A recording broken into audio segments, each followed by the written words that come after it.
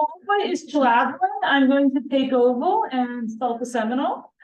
So today we're going to have Bryce Steinberg talking about family planning now and later, infertility fields and contraceptive take-up. And Bryce is an assistant professor at Brown in economics. She's done tons of really interesting work on child labor, women's outcomes in India and Zambia. And I'll let you take it away, Bryce. Thank you. I like that Natalie had to look at the title of the paper, even though she hasn't put it on. Okay, so I probably don't have to tell this crowd. Oh, this was working a second ago. You have to click on the screen. I think it's clear. Yeah, clicking on the screen. It's yeah, sorry. Okay, so I probably don't have to tell this crowd that as fertility has fallen over most of the world, it has really stayed quite high in Sub-Saharan Africa, even with economic growth. And in particular, early fertility is very, very high across the region. So in Zambia, which is going to be the focus of this study, the median age of first birth is 19, and fully 60% of women have given birth by the time that they're 20. And so the reason as economists we care about early fertility per se is that, especially as education levels rise, early fertility can start to interfere with women's human capital investments. And so this matters not just for kind of individual outcomes, but also kind of how we allocate talent in this society. And getting women through university can get them into kind of the upper echelons of business and government and research, et cetera. So in many parts of the world, hormonal contraceptives have been critical in delaying first birth. So, Martha's research about this shows that this allows women to increase education and enter the labor force. And this is true in the US, it's been true in Latin America. And so the broad kind of motivating question of this paper is why not Sub-Saharan Africa? So why has the same technology not really had this transformative effect in Sub-Saharan Africa? So typically when you ask this question, there's two types of answers that come up. The first is what I think of as a kind of supply side answer, which is that the costs are too high. So women would like to access these technologies, but they can't because it's sort of costly. They physically can't get access to it, that sort of thing. The other argument that gets made a lot is that the benefits are too low, that people just want to have large families. And so women aren't really that interested in preventing pregnancy. So this is just not that great of a technology because people just don't want the thing that it's selling. But neither of these explanations is terribly satisfactory. On the one hand, there's a lot of supply-driven interventions, things that are trying to increase access in these populations that do very, very little. This is an example of a recent paper by Manisha Shah and others, but there are many more such papers. And on the demand side, if you look just in the Zambian DHS, the most recent one, for instance, more than 40% of births and pregnancies are reported as either not wanted at all or not wanted right now. So it doesn't seem to be the case that all of these births are sort of like planned and anticipated and wanted, at least at the time that they're happening. So in this paper, we're going to propose a third explanation of why this take-up is so low. And that is this pervasive fear that women have that contraceptives are going to make them infertile later in life. And this creates this perceived trade-off between being able to control your fertility now and being able to control your fertility in the future. And so family planning is not just about not achieving pregnancy when you don't want to, but also being able to achieve pregnancy when you do. So this fear of infertility around hormonal contraceptives is fairly well documented in the kind of qualitative literature. But as far as we can tell, has not been taken that seriously as an actual kind of barrier to access that could be changed by policy. And it hasn't really been measured quantitatively very much. Where this fear comes from is a little bit beyond the scope of this paper, but we have some ideas. So there have been a history of forced sterilization campaigns. There have also been sort of bad contraceptive products that have been pushed in Sub-Saharan Africa that actually have caused things like pelvic inflammatory disease, miscarriages, infertility, et cetera. So this is not coming from nowhere. And you can imagine that these beliefs can persist, particularly if take-up is really low, right? So if no one's using these things, then there's no opportunity to learn about their safety. And also, it's worth noting there actually is pretty high secondary infertility in Sub-Saharan Africa. Part of it's about birth injury, and part of it's about untreated STIs. So in fact, it's not, there are a lot of women who can't achieve as many children as they would like to. And so it's not clear, like some of that gets attributed to contraceptive use, maybe incorrectly. Okay. So we're going to leverage a pretty interesting population, we think, to try to get at this question for this paper, who are female undergraduates at the University of Zambia. So the reason we think this population is really interesting is they don't really fit the mold of any of the kind of typical explanations for why contraceptive take-up is so low. So they have a lot of access. Hormonal contraceptives are available on campus, they're available off campus. These women typically live apart from partners and parents. So there's less of this issue of like, someone will know what I'm doing. There's lots of unprotected sex. So 60% of our sample is sexually active. 40% of the sex that we see over the course of the study is condomless. And 6% of our sample have been pregnant at baseline. And the third component is that these women report, we try to ask them a lot of different ways. They really don't want to have children right now. Many of them value the ability to have children later in the future, but almost all of them say that their main goal is to complete their bachelor's degree. A lot of them want to get a more advanced degree. And when we ask why they're not using contraceptives, literally zero say that it's because they're okay with becoming pregnant right now. And again, we ask them a bunch of different ways. We try to make them rank preferences. We do all these kinds of things. And like, they really seem to genuinely try to avoid pregnancy as much, like want to avoid pregnancy. And yet, even in this population, 5% are using hormonal contraceptives at baseline. And by the way, if you look at this number in the kind of DHS in Zambia, it's nationally representative, women this age who have not had children yet, who are sexually active, it's almost exactly the same. So in our population for sexually active, it's about 10%, and in the DHS, it's the same. Yes. Just a clarification, are you defining sexually active as ever having had sex? So I'm going to play it a little bit fast and loose. The two ways that we tend to define it are either if you've ever had sex, there's sort of three ways to define in our study. If you've ever had sex, if you've had sex in the last 2 weeks, and then if you have sex over the course of the time that we watch you. That last thing is an outcome.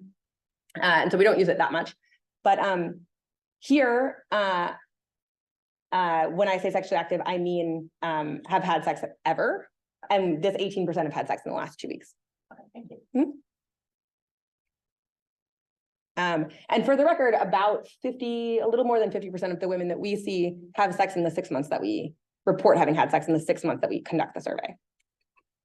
So I don't think there's a lot of like, I've had sex once and I never do it again. I think there's a lot of kind of sporadic sexual activity. Okay, so what are we going to do in this paper?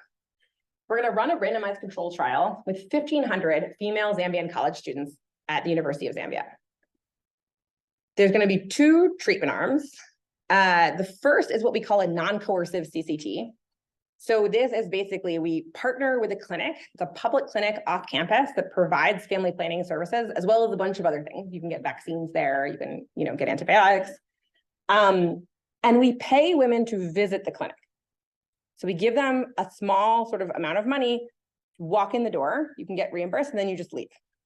Once you're there, obviously you can take up contraceptives if you want to. But the goal of this is try to reduce the sort of costs down to absolutely zero of take up without inducing anyone to take up a drug that might not be the right drug for them. The second treatment, we're going to layer that on top of that, a workshop that specifically addresses the sphere of infertility. And so I'll go into detail about exactly what we do in this workshop, but it's, around 30 minutes. It's not super long. And it's really laser focused on this one issue of whether contraceptives cause later life infertility. We're going to collect data from two main sources. First, we're going to have take-up data from the partner clinic. So we're going to be able to match women to what they actually get when they're at the clinic. And what's nice about that is we don't have to worry really about like self-reporting bias or attrition. But, you know, it's one moment in time. And so we're going to supplement that with a high frequency survey that we survey them every 2 weeks for up to 6 months. So for most of the sample, it's going to be 6 months. And there we ask questions about like usage of contraceptives, but also we can ask about sexual behavior, condom use, partners, beliefs, like a bunch of other stuff. Just to give you a sense of what we're going to find, both treatments are effective at kind of getting women in the door of the clinic. And actually, both treatments are fairly effective at getting women to take up contraceptives in the first place. But it's really this fertility information treatment that creates persistent change in behavior. So the usage is really only going to be affected long-term by this fertility information treatment. Okay. So there's a huge literature on this, you know, mostly in this top bullet, there's tons and tons of papers. These are mostly reviews of kind of what drives fertility and contraceptive take-up in Sub-Saharan Africa. We think this is also somewhat related to this sort of burgeoning literature on traditional beliefs and medical mistrust that, you know, the take-up of preventative healthcare and Western medicine can be really affected by people's beliefs around efficacy and their experiences with medical care. And there's also some more recent studies by economists that look at these more kind of demand side interventions for contraceptives. But in this paper, our goal is to provide kind of first quantitative evidence that this fear of infertility channel is an important driver of take-up, and also that these beliefs can be changed as well, that people's behavior can actually be affected by addressing these beliefs specifically. Okay. So we're going to run this at the University of Zambia. So this is the big kind of flagship university in Zambia. You should think of it sort of the biggest, best, most research-oriented university in the country. There's around 30,000 undergrads. It's located in Lusaka, which is the capital city. And about 50% of the students are on financial aid. So these students are, you know, positively selected relative to the population of Zambia for sure, but they're not quite as sort of elite as you might think. Many of them come from very poor families. They come from all across the country. And many of the students in our sample have some amount of kind of financial vulnerability, actually. And when we recruit our study population, we limit to women age 18 to 25, full-time students who live on or around campus. Okay, so in our sample, this is restricted to women who have ever had sex at baseline. And this is the use of hormonal contraceptives. So you can see it's not 0, but it's really, really low. And you can restrict this to even women who've had sex in the last 2 weeks. And, you know, the total contraceptive use gets up to around 14%. But it's still nothing like it would be, you know, in the US and Europe. Those numbers are more like 50, 60, 70% in other places. So we asked them, sorry, go ahead. Is this current use or ever use of these condoms? This is current use. Good question. Those women are pretty young, so, you know, it's not quite the same as if they were older, but yes, this is current use. So for those who are not using a hormonal contraceptive, we ask them why. And so this is, we give them a bunch of options, which are not mutually exclusive. So they can answer more than one of these. So many of them say that they don't use it because they're using condoms or other methods like withdrawal, timing, etc. Many of these overlap, by the way, but it's still a minority of students of women who say that. And sorry, this is restricted to women who've had sex in the last 2 weeks. This is the most sexually active of our population. Because of course, many of them say, I'm not using contraceptives because I'm not having sex, which is fair enough. The second most common reason is people talk about being worried about side effects and infertility. In this population, I'll show you some focus group quotes, but when they say side effects, they almost always mean either infertility specifically, or like they'll say, you know, it's like damage to your womb or like your reproductive health. They're not really talking about like acne and weight gain generally. So we tend to kind of lump those two together. We ask a bunch of questions about like access, expense, time. None of that really seems to be driving much stigma. You can see okay with pregnancy is here, like a hard 0. Many of them interestingly say, so this no sex category is I don't have sex frequently enough to have sex. So yeah, sorry, we can't quite fit it a little. So I say that either I'm not having sex or I'm not having sex frequently enough. But remember, these women just told us on this survey that they had sex in the last 2 weeks. So there might be a little bit of, sort of cognitive dissonance happening potentially. Yes. How did you measure the stigma category? So we just asked them, so we gave them a bunch of options of why you don't use contraceptives. And one of the options was, I'm afraid of stigma from my family or friends, or it was like, I can't remember exactly how it was worded, but it was something like that. Yeah. So can I just ask Sure. about, these are focus group responses, so. No, this is the survey. Sorry, this is our survey. Oh. Okay, I'm just going by the last one. Oh, sorry, I see that's unclear. So in the next slide, I'm going to show you focus group quotes. So I guess the reason that we lump these two together is because in the focus groups, they do that. Yeah, I realize that's not clear. I don't know if you still have a question or if it's, No. Okay. So these are just some quotes from focus groups to give you a sense of what women actually say. So even these same contraceptives, some of them, most of them in fact are side effects.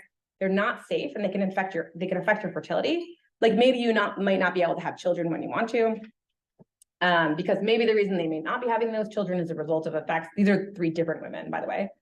I think the more you use these contraceptives, they definitely have side effects. So the more you use them, the higher the effects.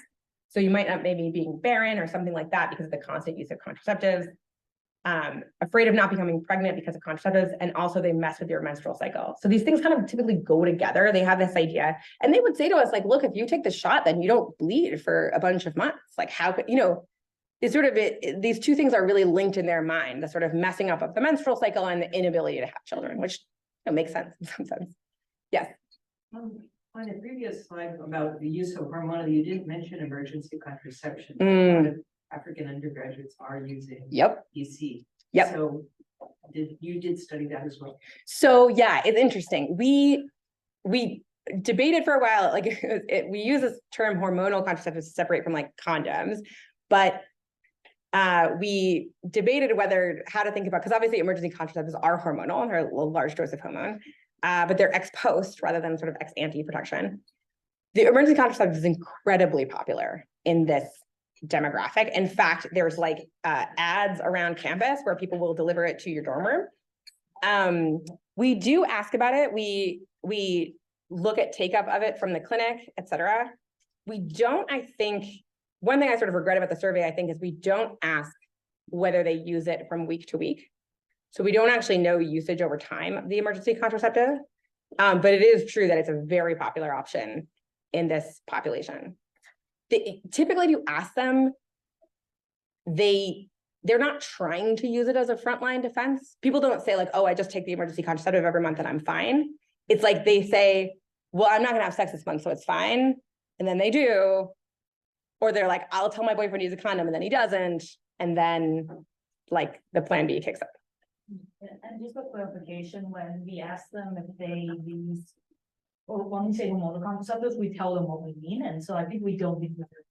Yeah. We always say implant, pill, IUD, and injection. So if they said they don't do that, we would say why not. So even though we. Yeah, interesting. It's not an option, but we went through like all the other categories. Nobody says that as an option for other, even though in practice they're using it a lot. So I don't know again if this is like sort of ex ante versus ex post. They use it too much. Just too much. They think it's safer than. Yeah. So, Yeah. it's interesting. Yeah, I don't know. I mean, it'd be interesting to know it. I don't know how much they know that it's literally just the same, like a very large dose of the same hormones. Yeah. Because they seem to be very afraid of the hormones and the preventative. Yeah.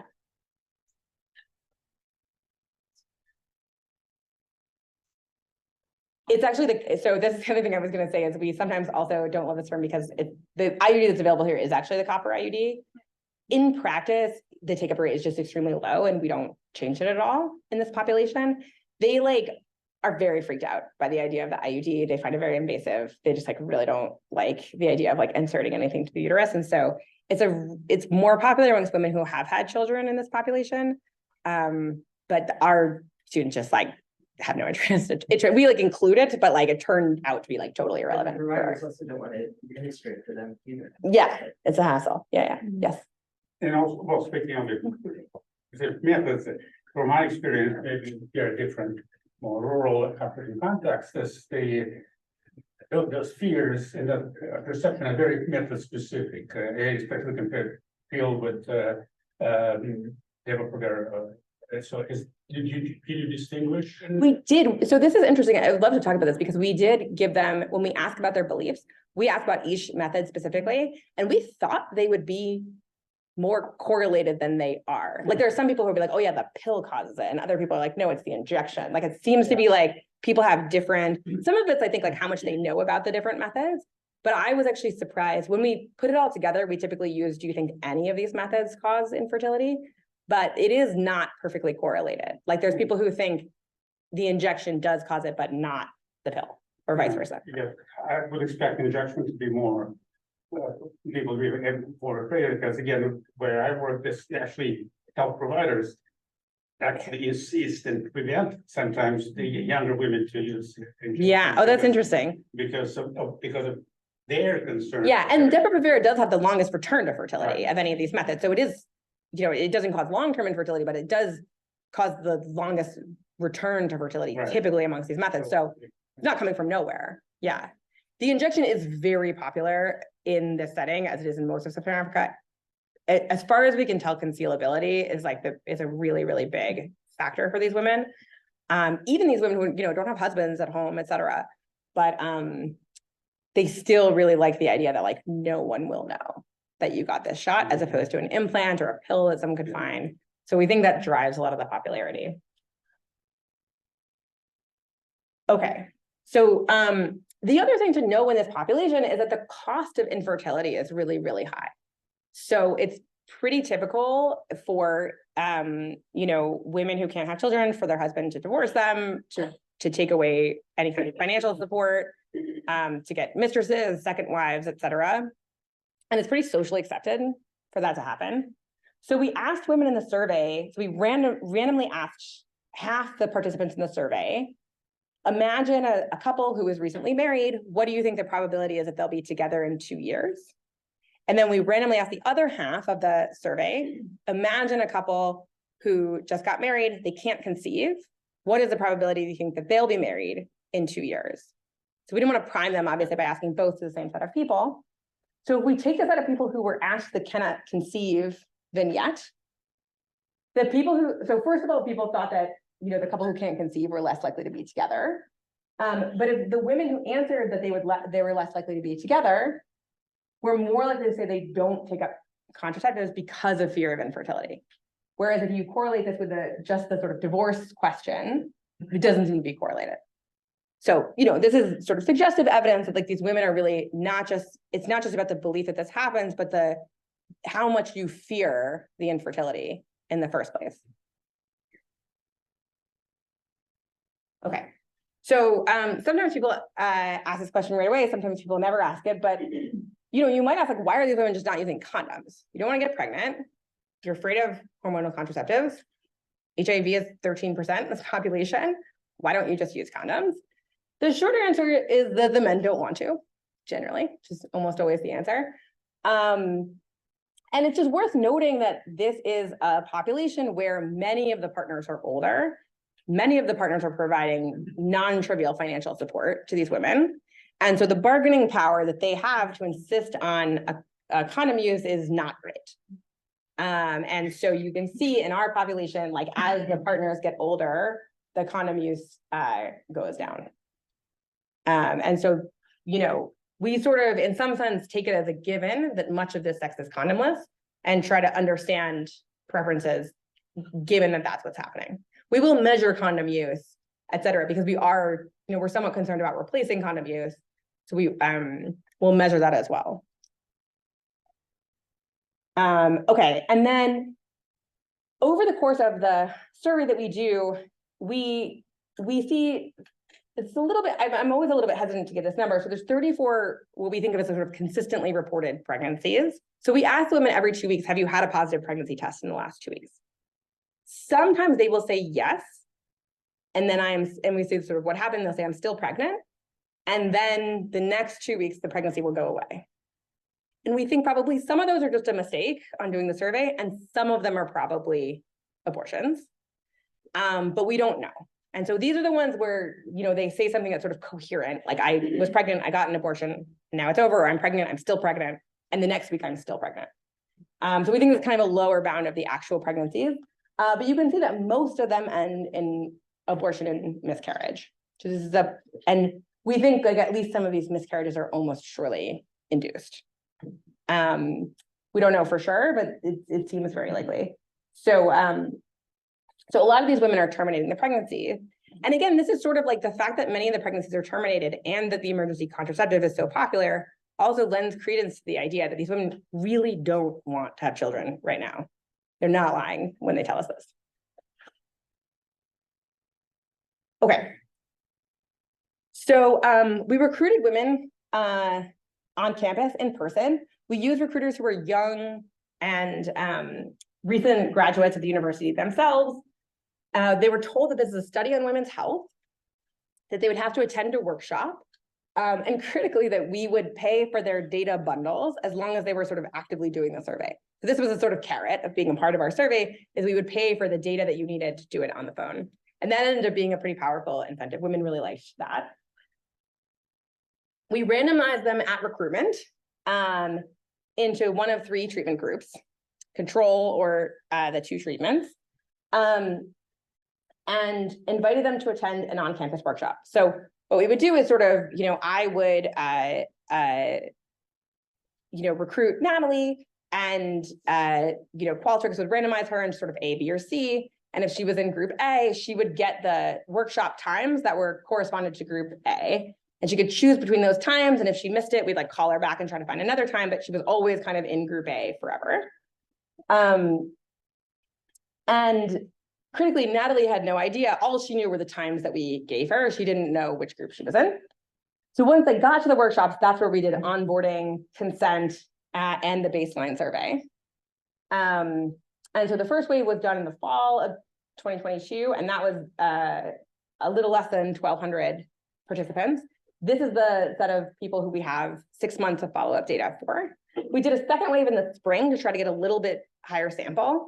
So we have clinic data for those guys and 6 weeks of follow-up, but we don't have the full 6 months. So I'll try to make it clear when you see the data, like who we're talking about. And so this is just like a visual of what happened, right? So these first guys have a very long or relatively long follow-up survey. The second wave of recruitment, they have a much shorter survey, but they still have kind of the same treatment in the same clinic ticket. Is confirm everything in English, all surveys? Yes, so this population is completely fluent, like all the classes are taught in English at this university. So everybody here, English is the lingua franca in Zambia, and it's a country in which there's enough linguistic diversity that like even secondary school and stuff is pretty much all taught in English.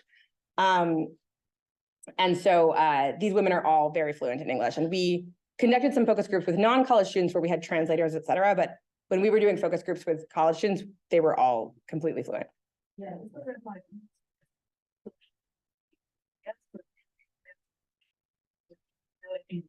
Yeah, exactly. Even for band segment.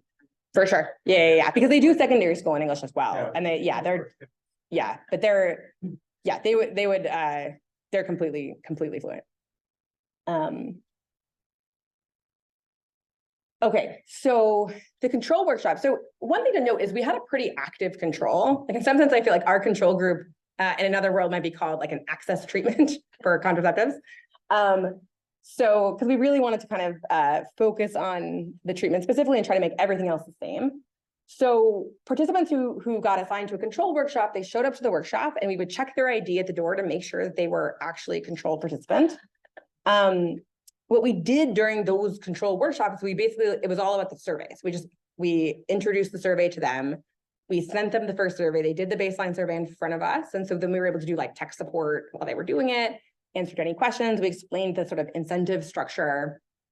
And so I think for these students, they basically just thought it was, like I said, they were just going to take a survey for a while, and that's what the study was about. The other thing we did is we told them about our partner clinic, Kalingalinga. We told them the services that were provided there, including family planning. So we didn't particularly emphasize family planning, but we told them that it was there. We told them the hours and location, and we gave them this, what we call the guaranteed no waiting card. So just to be clear, services at this clinic are like on paper free. In practice, sometimes women are charged for like, well, we don't have any needles, so you have to go and like get needles, you have to pay. Sometimes they're charged like a little bit on the margin for these things. But on paper, like we're not really subsidizing it because it's sort of supposed to be free in the first place. But we did in practice actually stock up the clinics and just make sure that they had everything. We paid for an extra nurse. We did like do a little bit on that side. And so they got this no waiting card, and it said, no waiting if used by like a date a month out from the workshop. We showed them how to get there, told them about the hours, etc. And the reason we did this in part was we like sort of wanted to, again, control for just like knowing that this place existed, but also we wanted to be able to get data on these guys too, right? And so we wanted to give them a reason to turn the card into the clinic. And so on the back of the card, the nurse would fill out what, if anything, the woman got. So family planning counseling just means like you talk to a nurse about family planning at all. Again, you had an option to just turn it in and leave. So not everyone took that up. And then if you did family planning counseling, sort of, did you get condoms, shot, Jadel is the implant, emergency contraceptive, IUD, oral pills, STI tests, etc. Okay. And then we had an enumerator at the clinic who would sort of in real time sort of input all of these data. Okay, so the first treatment, which we call our non-coercive CCT, is identical to the control workshop that I just described. It's exactly the same thing, except that we also gave them this voucher that was worth 80 kwacha, which is about $4, that could be redeemed by visiting the clinic. We give them the same information about the clinic, the same no waiting card, but all of this voucher. It says, the information on the voucher is the same as the information on the other card, just like a little bit prettier. And it says that you can sort of redeem this for 80 kwacha at the clinic. So that's it. That's the whole treatment. And in some sense, again, our goal between control and this treatment in particular were to sort of reduce the access cost to like really zero, and even maybe get at a little of this kind of behavioral constraint of procrastination, or like, I'm like a lot of preventative health things. It's sort of like I keep meaning to do this, but I keep not doing it. So we're trying to give a little incentive to kind of nudge people over the edge to go. Okay. So the infertility information treatment, again, was all of that. So that whole process took maybe about half an hour. In the other treatments, then they just leave. If you're assigned to a fertility treatment, you stay for an extra sort of 20 minutes, half hour. And we gave some additional information about modern contraceptives. And really, basically, there were two things that happened in this workshop. The first was that we had these two facilitators who would tell personal stories about having used hormonal contraceptives and then conceived children. So it was like no statistics, no like biological information, just like this was my implant and like here are my children. She have a good picture of, yeah, this is Kathy showing her implant. And then we did this sort of experiential learning thing that our collaborator Corinne came up with that the girls actually really liked, which is where you take one of the participants and bring them up front and you say like, okay, I'm going to blindfold you. And so you blindfold the girl and the facilitator would get an orange and she'd say, okay, what do you smell? She'd put it up in front of her face. She'd say, oh, I smell an orange. Then she'd say, okay, and she'd take out a thing of mint oil and put it sort of in front of the orange. So the audience could see that the orange was still there. There's mint oil here. And she'd say, now I smell mint.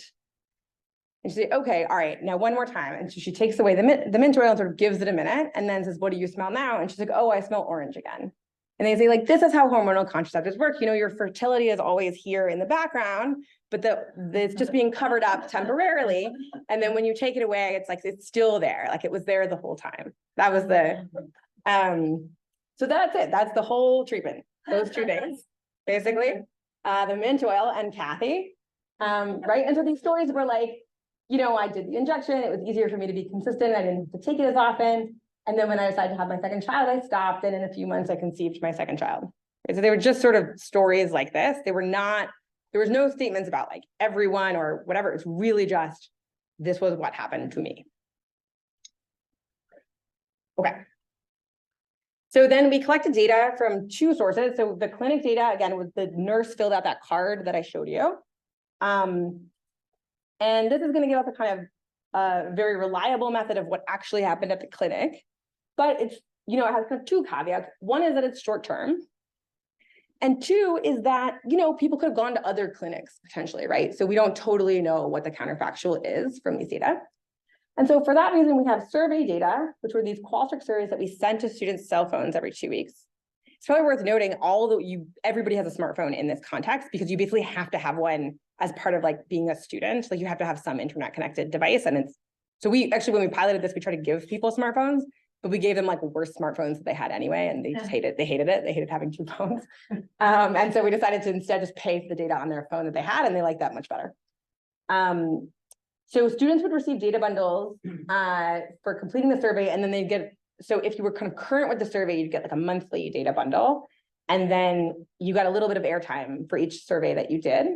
So it wasn't a huge amount of money. So it was, you know, our voucher was 80 kwacha. These bundles were around 50 kwacha. And the incentives, I think, were like 10. So, you know, around the order, like on the order of $3-4. And then in practice, attrition was actually very, very low. So the thing you typically worry about with these mobile surveys is that no one fills them out. And so it turns out the combination of these data bundles and the fact that we kind of annoyed them if they didn't fill out the survey on time. Oh, I can't go to it. You'll just have to trust me. But the attrition was really low. So something like, you know, well over 90% of women filled out more than 75% of the surveys or something like that. It was really high. And the other benefit of these survey data, I was telling some of the graduate students about this earlier, is that women really told us that they much preferred to answer these sensitive questions to the phone and not to a human person. They felt stigmatized. They did not want, they were just like immediately thinking about like, what is this person going to think of me? You know, these questions were like, did you have sex last week? With whom? Blah, blah, blah. They're pretty personal questions. And so we found in piloting that this mobile version, people were just much more honest. So we don't know at the end of the day whether they're still underreporting a bit. We'll try to look at that as much as we can, but we think it's sort of better than, it's the best we can do. Okay, so I told you the randomization we did kind of in real time. So one of the downsides of that is meant we couldn't stratify on baseline characteristics. We had like a little bit of imbalance on a few things. On net, you know, the law of large numbers worked and it was pretty balanced.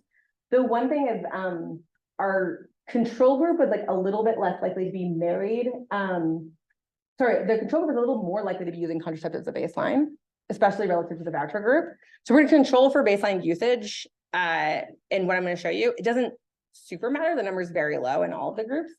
But again, it's basically like, we'll control for stuff, but it basically doesn't matter enormously.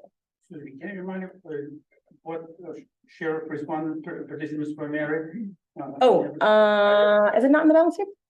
I think I missed it. Yeah, married here. So in the control group, it's about 2%. Oh, okay. It's not zero. And a few of them do have children. I think like 3% have children. I think formally married. That's Yeah. Legally married. Yeah, we don't ask that question specifically, but usually if you ask this question, it means like, have you like paid the bride price and done all of the things, blah, blah, blah. But there's not a lot of informal marriage in this context. Most of them are living in like boarding houses with other students. They're not living with male partners generally. I'm thinking traditional marriage versus legal marriage. Yeah, this is probably a sophisticated enough population that they would have both. Like they would, for the most part, I don't think there'd be like a huge distinction there. But yeah, it's a very low percentage of the population, but it's not zero. So this is sort of how many people actually went to the clinic. So who just like who turned in the voucher or the no waiting card. Perhaps unsurprisingly, it's not zero in the control, but it's much lower than in either of the two treatments. And it was, you know, pretty similar for the two treatments, and around 70% of women kind of turned in the like took the walk and went to the clinic.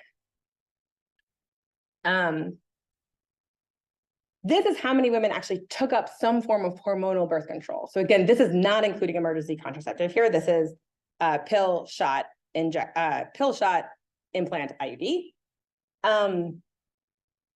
It is, it was higher in both the treatment groups than control. And it's marginally significantly higher in the fertility group than in the CCT alone group. Yes. Is this new contraceptive use? Like if someone was already using the pills, they went and just got more pills, would that be considered pickup? Yes, so it's going to differ by method in a sense, because so what we ask is just like what happened at the clinic. And so if they gave you pills, that counts as take up. Obviously, if you had a shot last month, they're not going to give you another shot.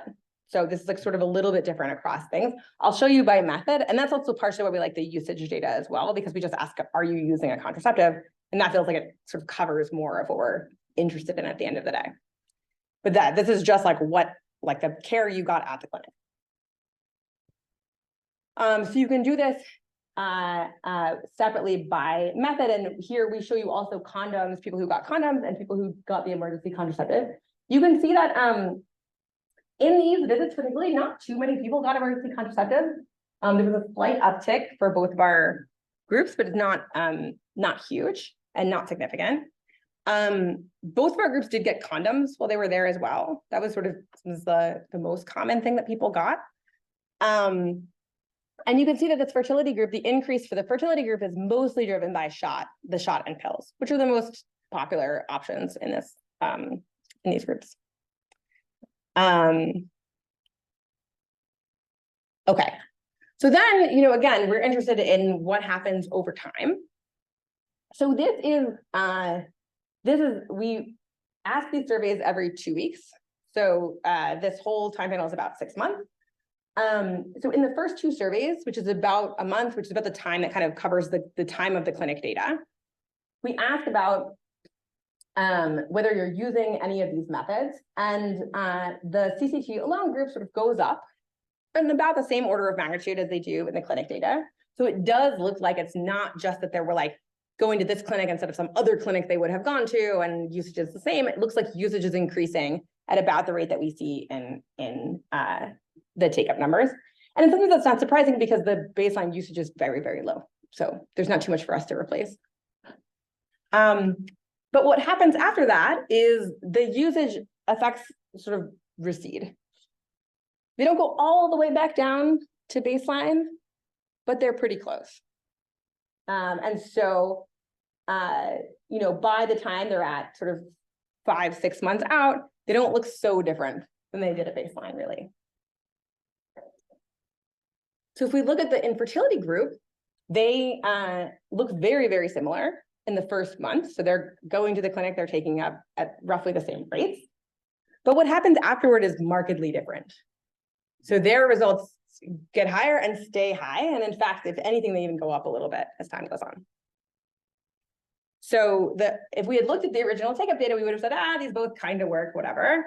But if you look at usage, actually, this infertility information treatment, again, this was 20 minutes, basically, seems to have pretty lasting effects 6 months later. Yes? Remind me, the original baseline was like 5% usage, and this is just percentage points. So if you do the actual usage data, it's more like 7% at baseline, 7 or 8, I think. And so these are percentage points. So it roughly doubles in the fertility group. Yes. So in terms of efficacy, I guess it depends on which take-up you had. Mm-hmm. Well, no, I'll just ask my question. Did you impute the data for people who had gotten the injection, even if? No, we ask them every time, are you using it? And they will report, I am still like using the injection because I got the, so we don't ask like, did you get an injection? We ask, are you using it? And I think we usually ask what the date of the injection was. I can't remember if we only do it in the baseline or if we do it with every survey. But yeah, typically, and if you look like week on week, women who report the shot, like report the shot again 2 weeks later and again 2 weeks later. So they kind of, they're reporting that they're covered by that. The same with the implant. Okay. So as I said, we had a very active, yes, question. I'm just trying to think about what the treatment is. Mm-hmm. So for the women who got the extra information about fertility, Do you know what the relationships were among the women in that group? Like, did they keep in touch with each other so that the message got reinforced? Question, I don't think so. And actually, there's sort of a funny anecdote of this paper that we did a pretty big pilot of this, like COVID in between. So it was like 3 or 4 years before this study. And when we did the pilot, we weren't as careful about randomization. So we let women like bring friends, for instance, to the thing. And the take-up rate was actually even higher in the pilot than in the real study that we did. And we think, we don't know, but we think that part of the reason is that, you would go with your friend to the clinic or you would talk, it was like facilitate conversations, et cetera. Because we were so strict about individual randomization, these weren't necessarily like these girls' friends. And the groups in practice were relatively small. They were often like between 5 and 15 girls. So we don't know. We didn't ask those questions later. It would have been interesting to see. I actually did do focus groups in the university population later. And it was true that sometimes we would get groups of girls coming to the focus groups together and they had they were like, oh, you guys are the ones who like paid for the data for that survey. And they had like all been in the survey together. So I do think that there was like some grouping. But I don't totally know like whether they stayed in touch. It was a pretty short thing. So I would be surprised, but I don't know the answer. So we had a pretty active control group, as I said. This is, in some ways, our control group was in and of itself an access intervention. We, supplied extra contraceptives to this clinic. We told people where to get it, et cetera. So it's interesting to know if like that had any effect on its own, because everything I showed you was sort of relative to control. You could also imagine there were spillovers, as I said. So some friends were in different treatment groups. There's 30,000 undergrads in this population, but not all of them live on campus. So we treated like a non-trivial fraction of the women who lived on campus. And so it's not crazy to think that there were some spillovers across groups. And then also, we were surveying them every 2 weeks asking, are you using contraceptives? And so you could imagine, particularly if you're kind of on the fence or you had been meaning to do it, it could serve as a reminder also. So we're constantly asking you, did you do this thing yet? So this is what the control group looked like. This is just raw data. So, it does look like the control group is a little above baseline for like most of the survey. If you sort of put confidence intervals on this, they would include 0 for sure, right? And what's interesting here is as we see the voucher group going down, they're like completely overlapping with the control group by the end. So to the extent that the voucher did anything, it does not seem to be relative to control. It seems to be like basically useless by the time you're out 4 or 5 months. So the extent that the voucher has any kind of positive effect long term, it's probably something more about spillovers or reminders than the money itself. And so I think I'm probably not going to be able to show you these by type. Nope. But the interesting thing is this fertility usage is driven almost entirely by injections and implants. So if you look at the pill, they look about the same, the blue and the orange. If you look at injections and implants, they're much higher. Yes. Sorry, I didn't mean to cut you off. Nope, go ahead. So the back to the question about what the treatment actually is, it sounded like in the example you gave us that it wasn't just information about the fact that these women did go on to have births after using a method. It was also, I think there was some quote in there indicating something about the method itself, which could just increase familiarity with the method. Yes, so and I was going to say the implants and injections were the 2 things that were mentioned by these women. Right. And again, when we ask, so I'll show you later, we ask about like, what method do you think might be right for you? It's like the implant and the injection you really get. So there could be some like role model effects. There could be some like, they mostly know, particularly the injection is very popular in Zambia. It's a very popular method for spacing children. So most of them know that this is a thing. It's not like they've never, the implant, they may genuinely not totally know very much about it. But when I've done focus groups in this population, and Natalie, you have too, I think like mostly it's like they've heard of these things. A lot of times they have questions about the specifics. But we were also very careful with our facilitators to try to tell them to answer basically no questions. We were very worried about giving out medical information. That was like not a thing that we were. So we basically said like, look, there's a nurse at the clinic. And if you want to ask those questions, like you should talk to the nurse about it. So I do think that they didn't get a lot more than was in the script, but it is true that we mentioned these methods specifically, and they saw women who maybe they looked up to or something who had used these things. So it could be some of that as well. And the same facilitators run the other workshops, they just.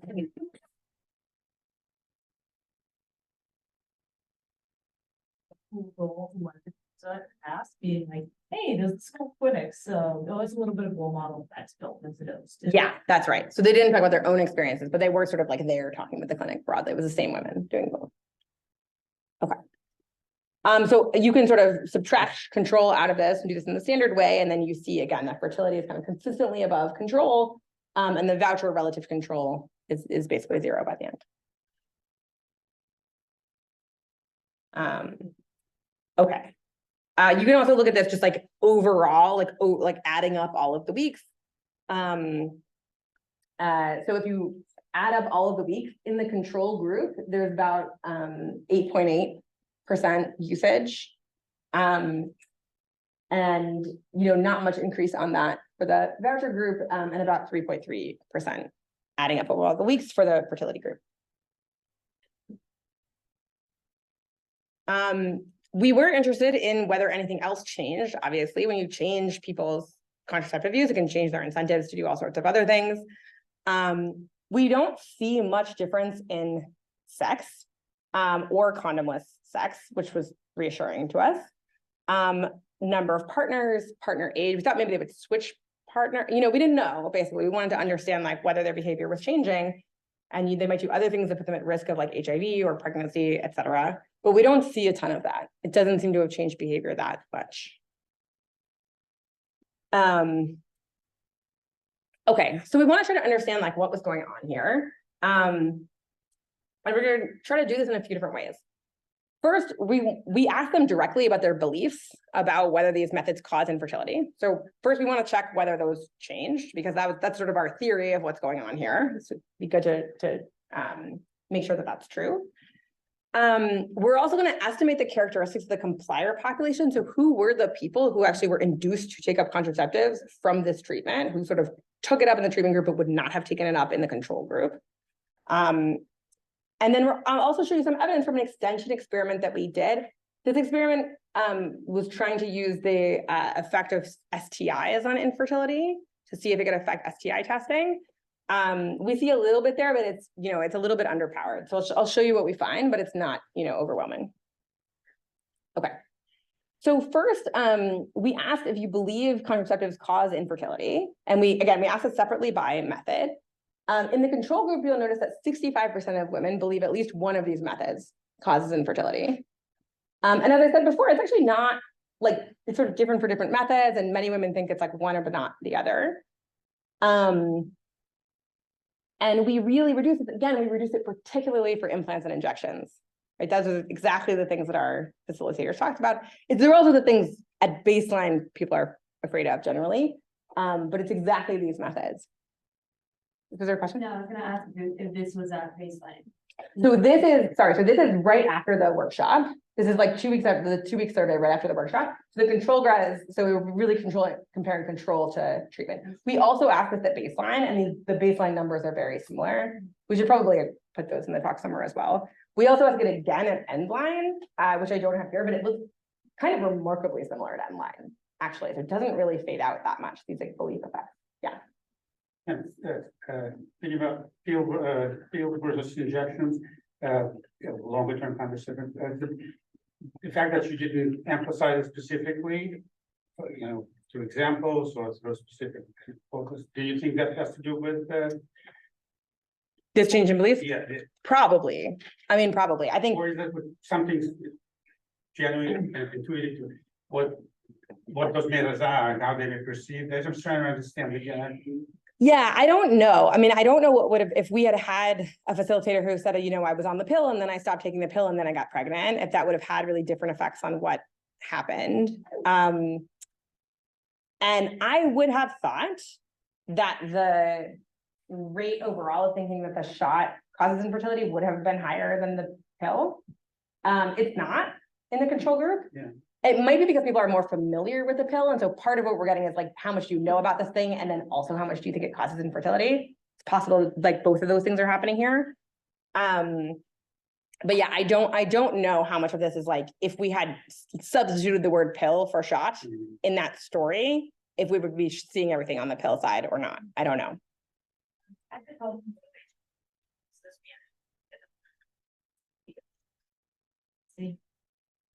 And from the focus groups, and in fact, not facilitated happy, it was one of these intervals. People just told us that they couldn't be felt consistently and moving fine. That's exactly what she was saying. Yeah, exactly. Yeah, part of the origin story of this paper is that we were originally looking at secondary school girls, and then like, you know, like 3 of the people who are like working in our survey firm were like, oh, I got pregnant, and then I dropped out. Yeah, so I think we were interested. Actually, we were in some sense trying to, if you know, we weren't trying to. We weren't trying to like give medical advice, but you know, in the US, typically it's thought of as the implant is the best kind of contraceptive for this type of population who wants to prevent pregnancy for several years, and you know, there's low side effects, there's quick return to fertility, et cetera. So we kind of thought the implant would be more popular, and also a lot of them say that they want to use the implant, but the take up of it overall was like fairly low. So it wasn't nobody, and it was definitely higher in the fertility groups than others, but it wasn't super high. And actually, again, there's some, when we ask what method do you think would be right for you, this is at end line, there's a little bit of substitution from the pill towards something like the implant. Sorry, with this one, is it that the fertility group is less interested in the pill and more interested now in the implant? Yes. So how do you explain that one then? Because it seems that they would be more interested in hormonal, like a pill and the. So I think it has to do in part with the fact that, like, you know, we specifically talked about the implant and the injection, just because that happened to be the method that our facilitators had in fact used. And also you could imagine that the pill has these pros and cons, right? Where it's like, it's hard to take, you got to take it every day. They're again worried about like people seeing it around and stuff like that. But on the other hand, maybe they think it is less likely to cause, maybe they think these longer methods cause infertility. And so they're kind of weighing the pros and cons. And now they're like, oh, well, if these things don't cause infertility, then the pill seems like a clear loser. I should just do these longer acting methods.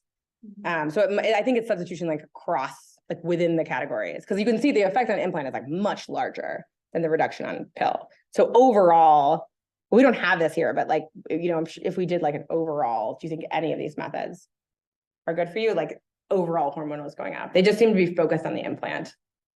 But you're gonna kind of agree with them. I think it probably is the best method for them at this. I think the way the question is asked, it kind of asks for them to avoid the one they want to take up. So it's not that they would nervous, they want to pill and implant this, like the both of them. Yeah. I think it's like we give them these, but also you can say none of them or something like that. But what's interesting in other countries is that the interest in the implant is going up regardless, it seems. So I'm just wondering, to what extent is the workshop changing the views on the pill specifically, or? Well, these, I think it's also, the implant is also the thing that they are probably least familiar with at baseline. And so perhaps it's not surprising that it's the thing that they.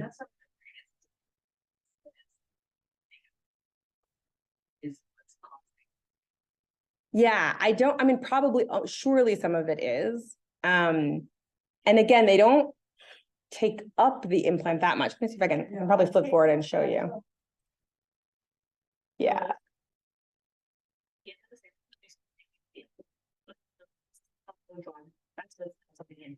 But doesn't see that was like, yeah, if I didn't to them and they just went up. Yeah, exactly. So this is just, if this is helpful, this is by method of usage over time. So this is the pill. Again, like it looks pretty similar. This is the injection. So they're much more likely to take up the injection. And this is the implant. So it's not a lot, right? But it is sort of, especially like as time goes on, it does seem to be higher in the fertility group, but it's not, you know, none of this is statistically significant.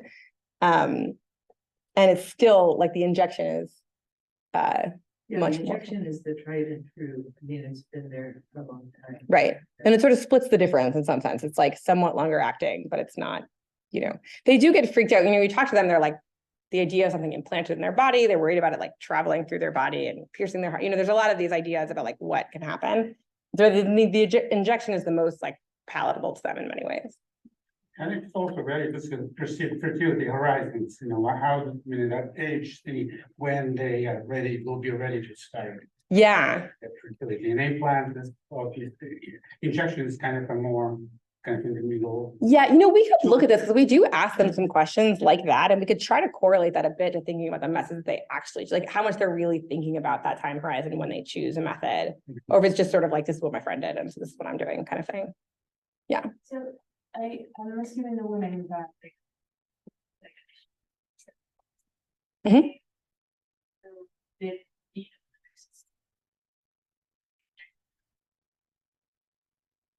I think it's part of the standard protocol of like, if you are giving this injection, you give like a certain amount of information. And we like talk to the nurses.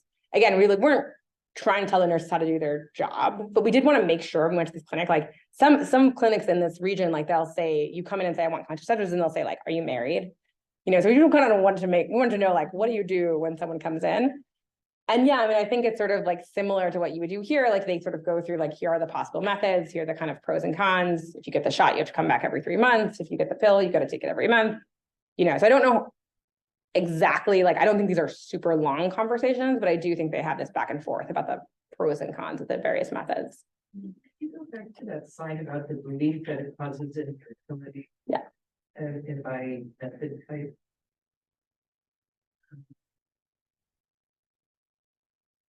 So is this saying that the fertility group in general they were less likely to think that any of these methods cause infertility, but it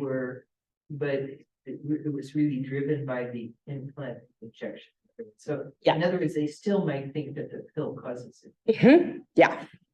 They still might think that the injection, so I'll talk about that a little bit when I talk about the magnitudes, like this belief does not go to 0 in the fertility group either for any of these categories. So many women come out of this treatment still thinking that these birth control methods cause infertility. So it reduces, for sure, we do change their beliefs, but we're not completely erasing them either. But compared to the control group, like what percent is it 30%? So if you look at any method, it goes 65%, so 13 percentage points off of that. So it's still 50%. Oh, got it. So it's still half of them. It went down by 13%. Yeah, exactly. Okay. Okay, so I'm gonna show you how not a ton. So we wanted to also look at sort of the characteristics of the compliers in this population. So who was induced by this treatment to take up contraception? And so we can do that. We do this separately, obviously, for fertility and voucher because they're 2 different sets of compliers. The 2 things that predict being a complier from the fertility treatment are fear of infertility or side effects as a reason for non-use. So that seems like it makes sense.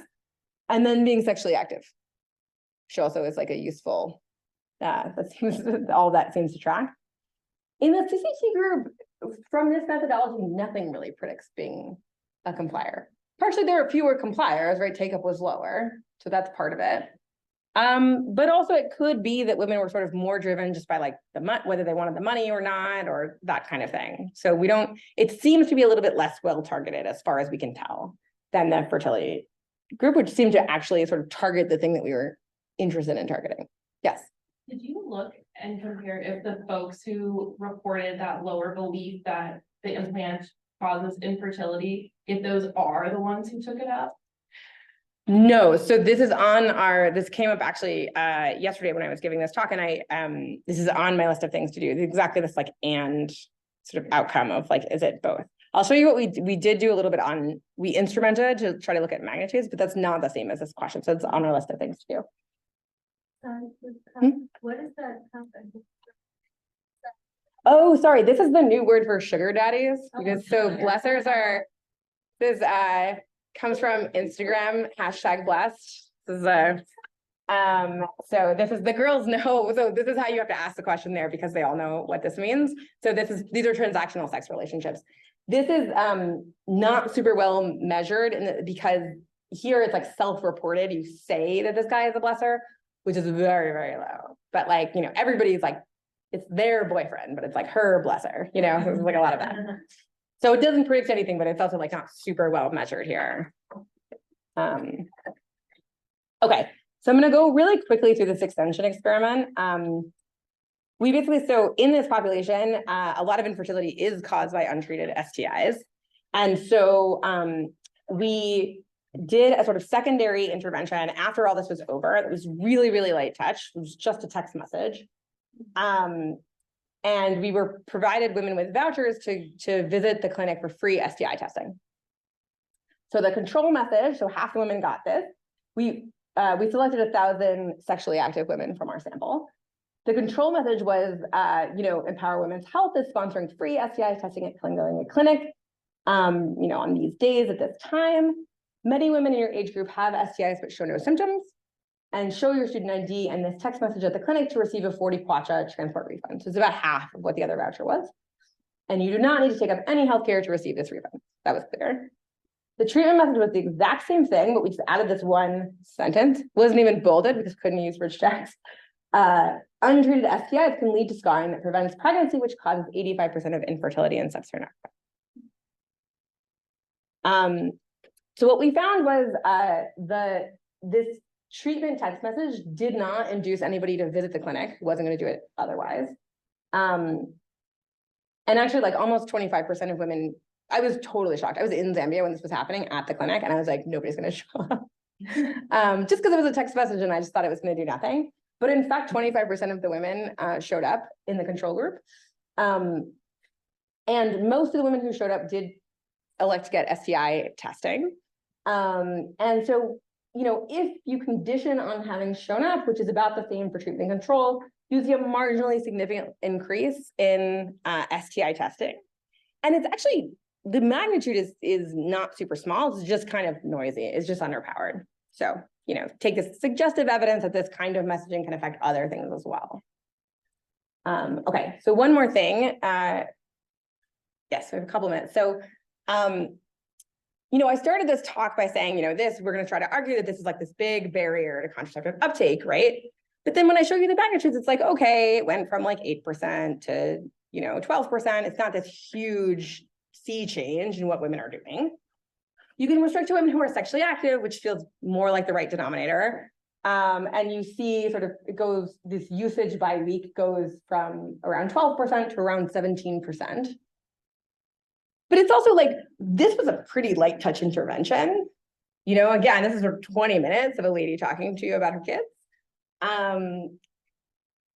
And we see these effects 6 months later. And so as I showed you before, beliefs are changed, but not 100%. So what we can do is try to instrument for beliefs with a fertility treatment and try to get some sense of like, if you sort of reduce this belief to 0, how much would contraceptive uptake change? So that's what we do here. We can do it with both the kind of take-up data and the usage data. The results are a little bit higher for take-up than usage.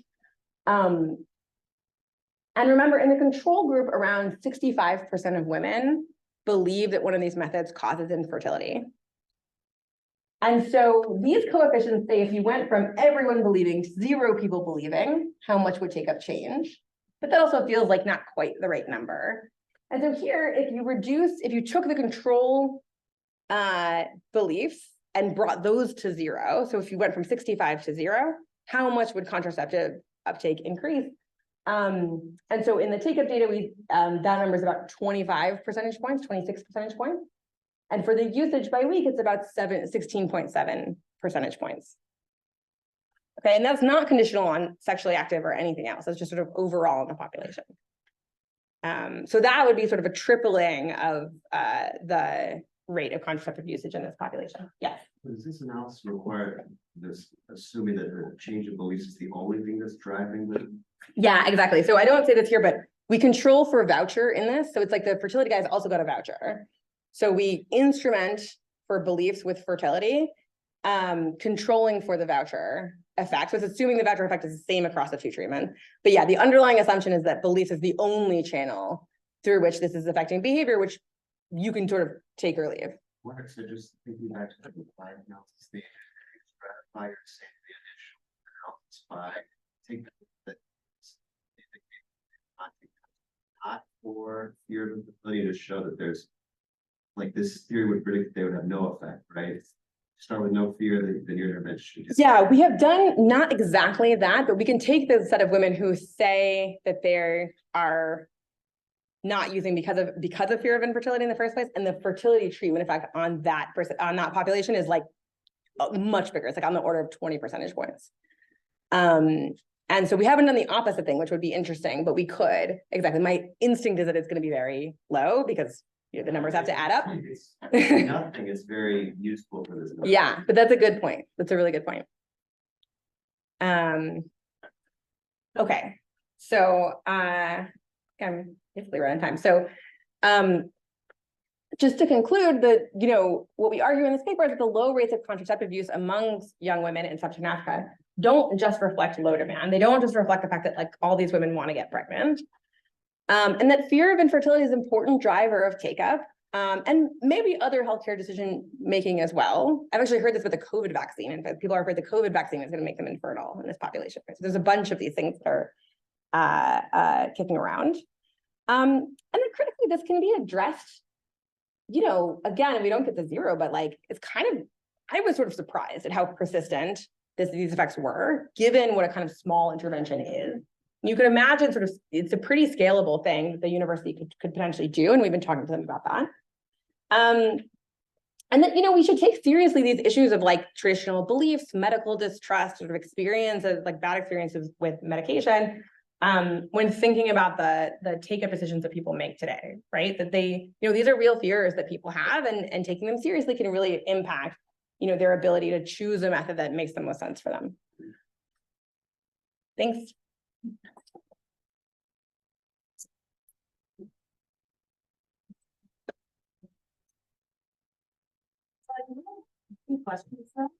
Oh, I don't know. Okay, we're good. No, we did it econ style, right? Everybody does that question. Yeah.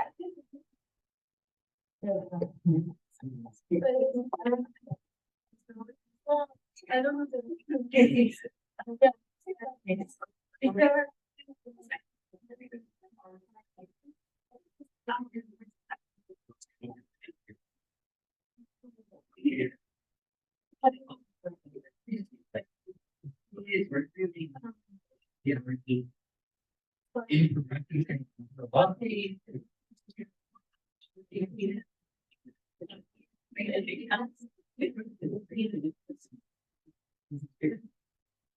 Thank you, that's great. Okay.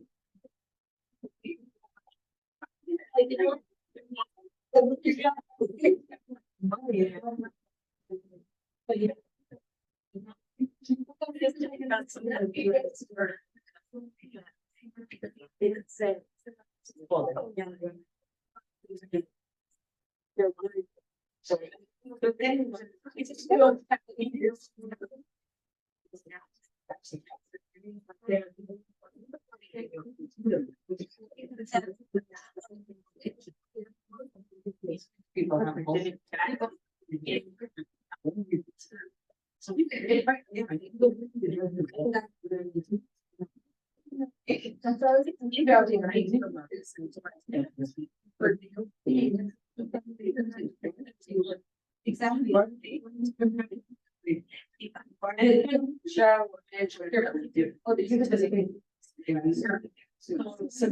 Oh, yeah.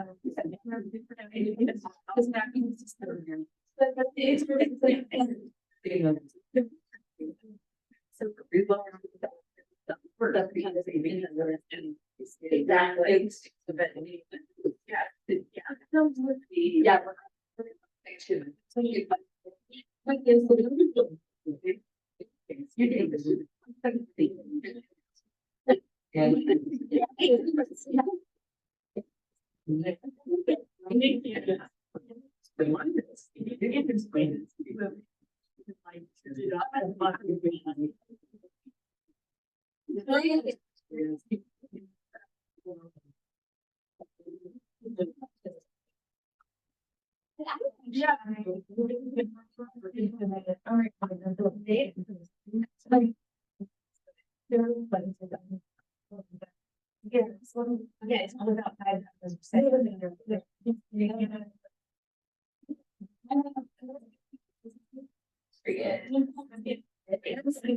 Yeah.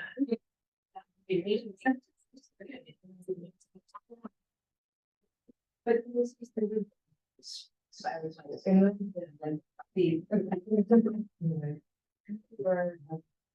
Yeah. And then later we got that we can be.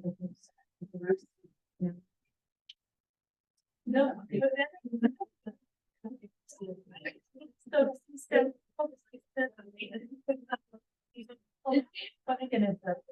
And then like later it's not even all the.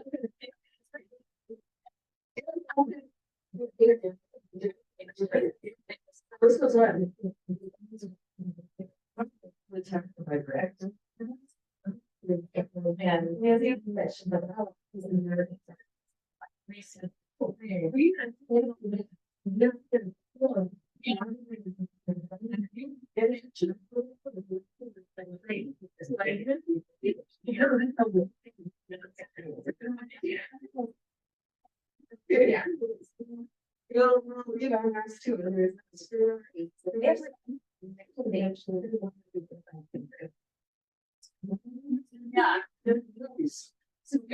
All I think.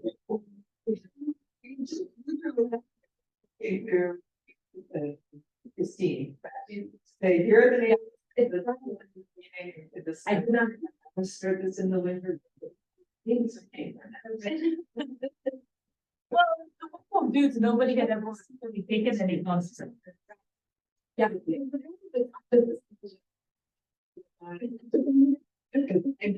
She's actually, but people like when. Looking through like, you know. Interesting how.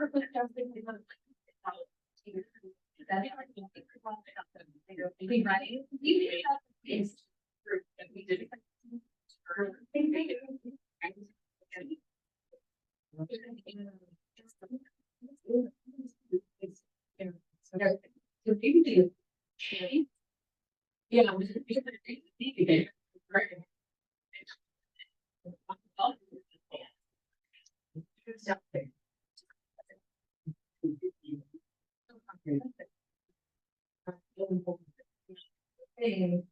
Yeah. I was like, what are things in this thing? There's all sources. It's too bad to go this. It's true that it's like figuring out the state of it now. I think I've seen it. If you want to do or. Good. Yeah, but I don't know. Yeah, I think. But it.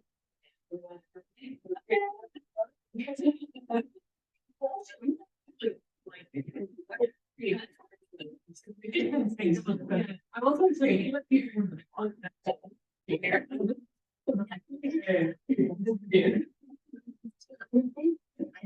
That's it.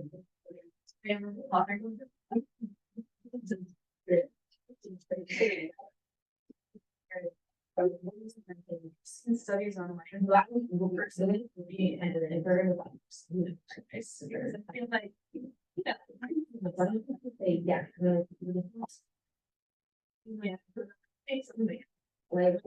like it's like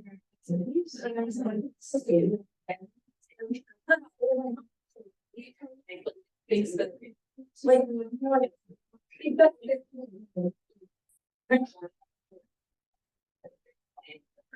it's just like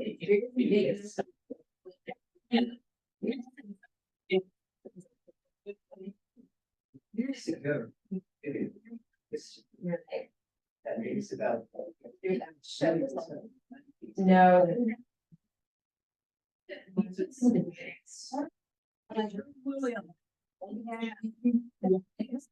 You really. We don't know. They invite me like an ad. You know. Yeah.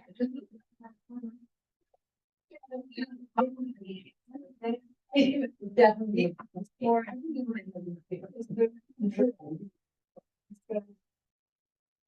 It's just also like they don't fall in the jazz, like probably it could be a bit. This was before the. Now. Yeah, but it was also.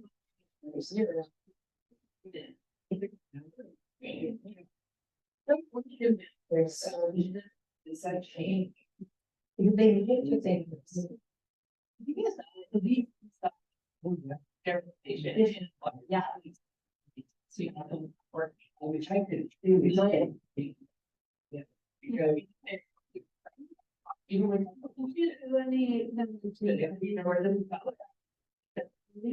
Right? Yeah, so there's. Because.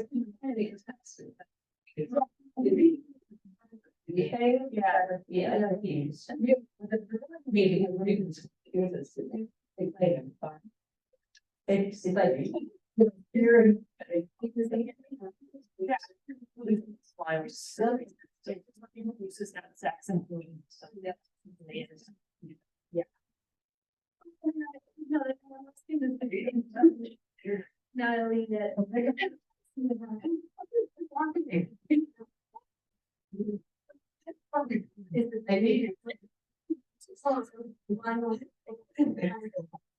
How much?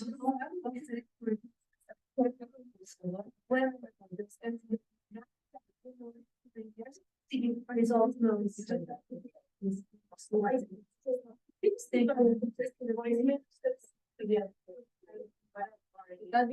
effective. Yeah.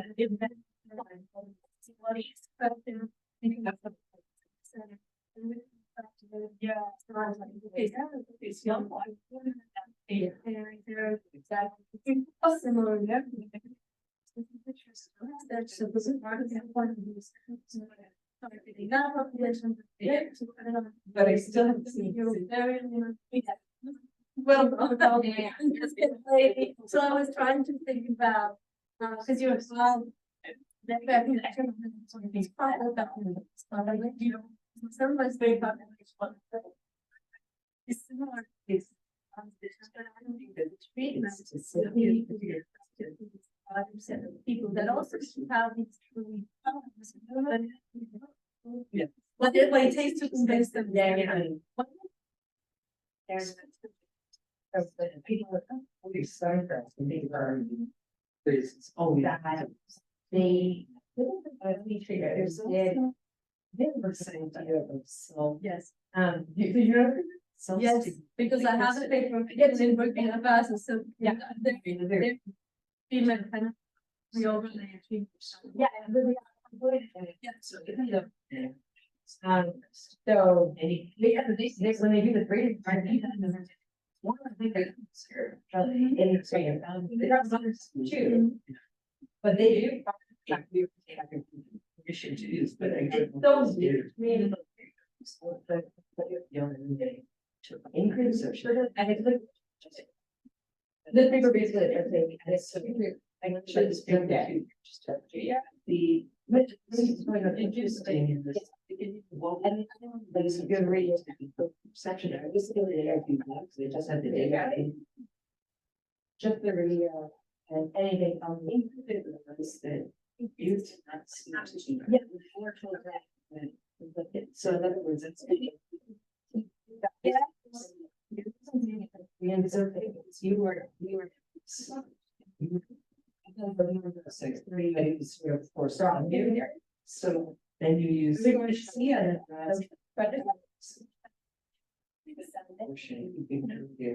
Yeah, but then you can look data. You're so long, some area.